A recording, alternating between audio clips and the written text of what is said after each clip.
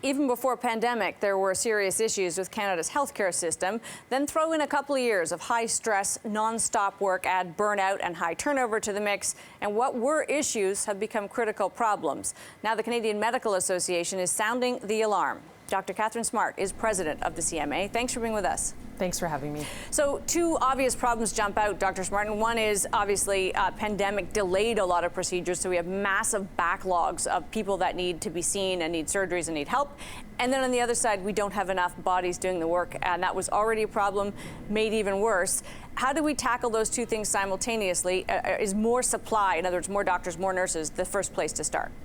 There's so many things that we need to do to address this issue, and absolutely we know that we have fewer healthcare professionals, both doctors and nurses per capita, than other similar countries. So we need to understand that. We're recommending a pan-Canadian health workforce strategy so that we actually can have the data about what providers are in the system, where they work, plan to retain those providers, and at the same time create an actual plan of how we move forward with our educational institutions to make sure we're increasing the supply of healthcare professionals to be there for patients.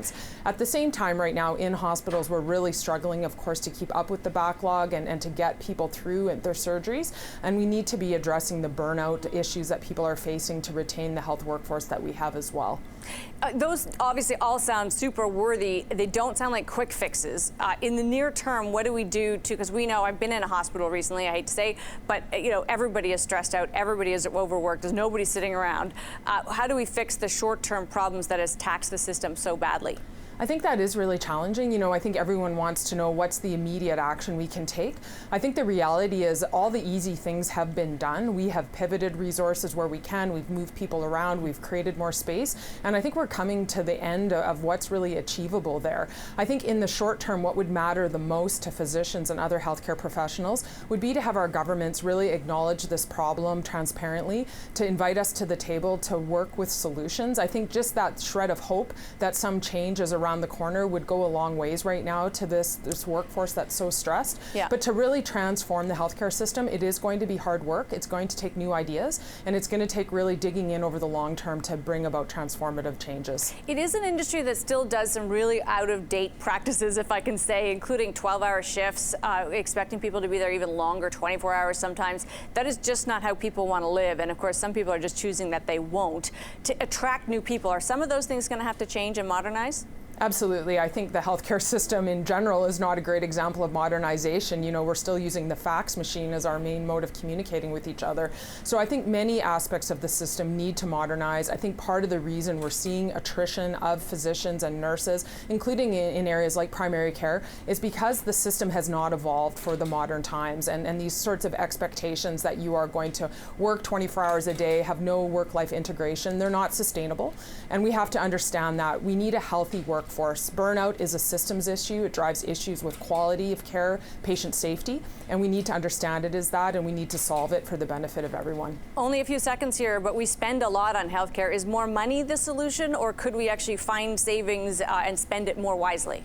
I think it's both. We definitely need more investments. We underinvest compared to some comparable countries, but it's not only about money. It is about modernization. It is about doing things differently, and it is about leveraging the resources in the system to center around the patient and walk them through that healthcare journey. Thank you so much for being with us today. Thanks for having me. Dr. Katharine Smart is president of the Canadian Medical Association.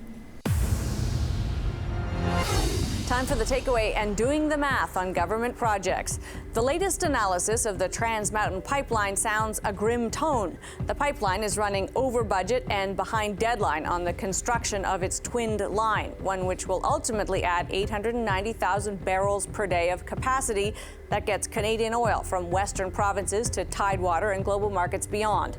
The headline on the analysis done by the Parliamentary Budget Officer will be that the federal government is taking a loss on Trans Mountain, or that it is no longer profitable. And both of those things may indeed be true, but they aren't really relevant either. Trans Mountain was acquired by the feds for $4.4 billion in 2018 after its private market owner, Kinder Morgan, said it couldn't realistically get the thing built.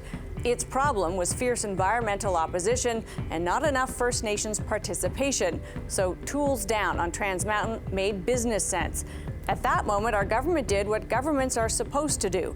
it decided this massive infrastructure play was in the interests of all Canadians and that interest overrode environmental concerns about the expansion. It also measured the fact that given all the circumstances acting against it, no other private market businesses would be willing to put their capital at risk.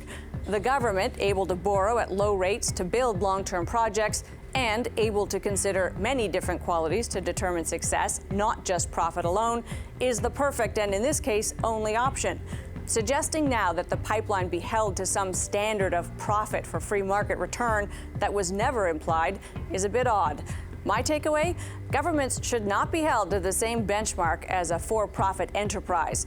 You can love Trans Mountain or you can hate it, but let's not build false arguments about whether it's a success or not.